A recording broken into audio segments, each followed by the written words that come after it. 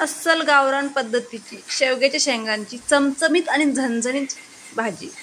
हे बघा मित्रांनो, शेवग्याच्या शेंगाची भाजी जेवढी दिसते ना सुंदर, त्यापेक्षा खायला तर असली भन्नाट लागणार आहे नाही।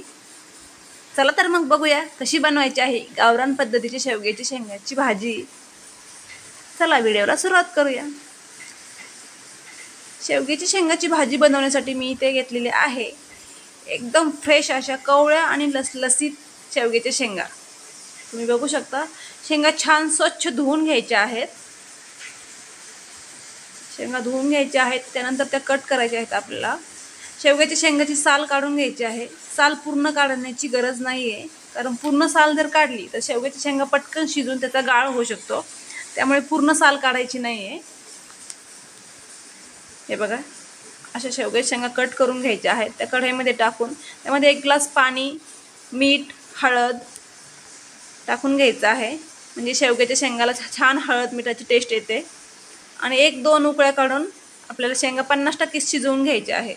पूर्ण शिजवून घ्यायच्या नाहीयेत, फक्त 50% शिजवायच्या आहेत। तोपर्यंत आपण मसाल्याची तयारी करूया।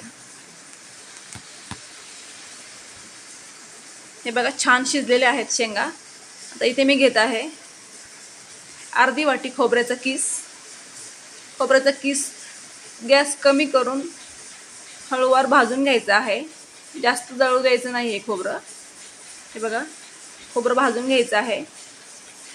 त्यानंतर मी यावरती लसूण, अद्रक हे पण थोडंसं भाजून घेणार आहे। त्यामध्ये मी आता अर्धा चमचा तीळ टाकणार आहे, पांढरे तीळ, अर्धा चमचा खसखस। हे पटकन काढून घ्यायचं आहे, कारण ते पटकन जळतं। आपला तवा गरम असल्यामुळे ते पटकन जळून जाईल, त्यामुळे पटकन काढून घ्या।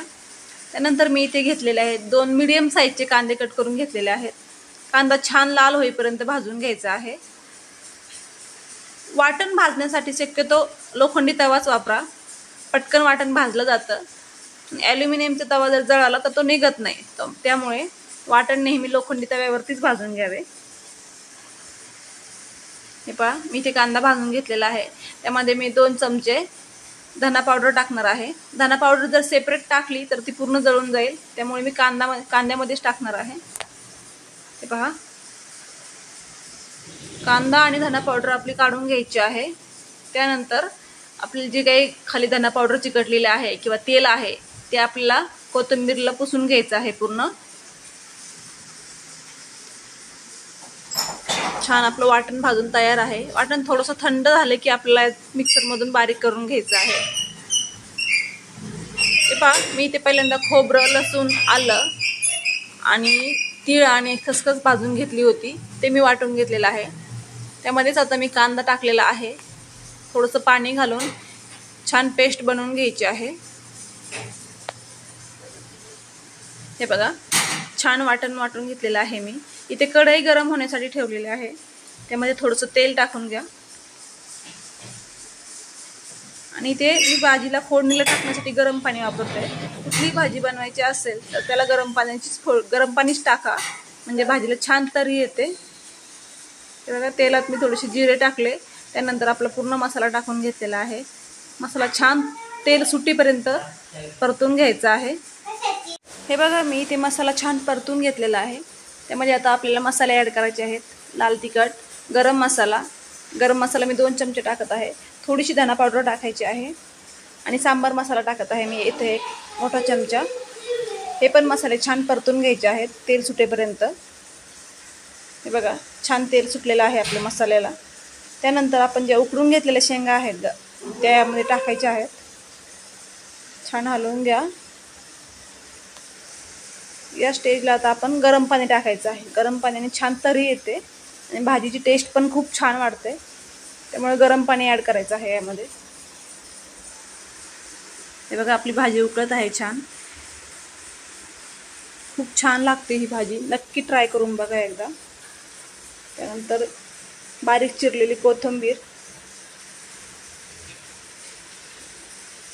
एकदम गावरान पद्धतीची चमचमीत शेवग्याची शेंगाची भाजी रेडी आहे इथे।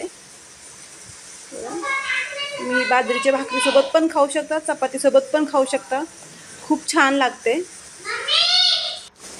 हे बघा आपल्या भाजीला छान तरी पण आलेले आहे। आता आपण भाजी ताटात घेऊया। तुम्ही बघू शकता किती छान झालेली आहे भाजी। जेवण देताना भाजी, टोमॅटो, कांदा, लोणचं, लिंबू, पापड, भात, नुसती भातासोबत खाल्ली तरी पण खूप छान लागते ही भाजी। नक्की ट्राय करून बघा। हे बघा भाजी नक्की बनवून बघा। व्हिडिओ आवडला तर लाईक करा आणि चॅनलला सबस्क्राईब करून बेल आयकॉन प्रेस करा। आणि अशाच गावरान पद्धतीच्या चमचमीत आणि झणझणीत रेसिपींसाठी माझ्या चॅनलला नक्की सबस्क्राईब करून बेल आयकॉन प्रेस करा। थँक्यू। भेटूया पुढच्या रेसिपीमध्ये।